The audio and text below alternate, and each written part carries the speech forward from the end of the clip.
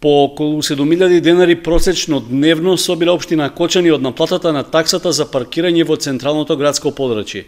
Тоа е нешто помалку од 1/3 од вкупниот капацитет на паркинг местата на кои се однесува обврската за плаќање што ја имаат возачите.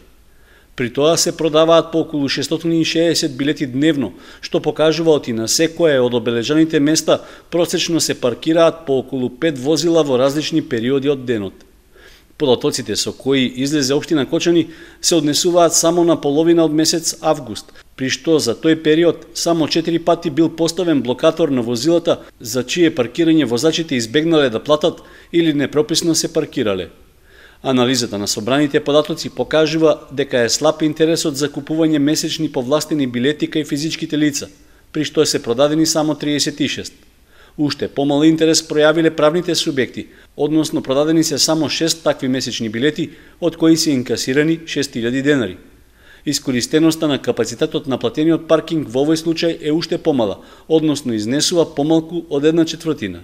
Собраните податоци за платеното паркирање во Кочани во вид на информација ќе се најдат на разгледување на седница на Советот на општина Кочани, закажана за среда.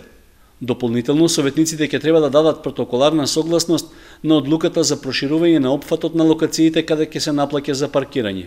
Според предлог одлуката, освен до сегашните околу 120 места, ќе се означат и нови, и тоа на улицата Маршал Тито од триаголникот кај водостопанското предпријатие до мостот кај градскиот плоштад, како и на просторот меѓу стамбените објекти зад Стопанска банка.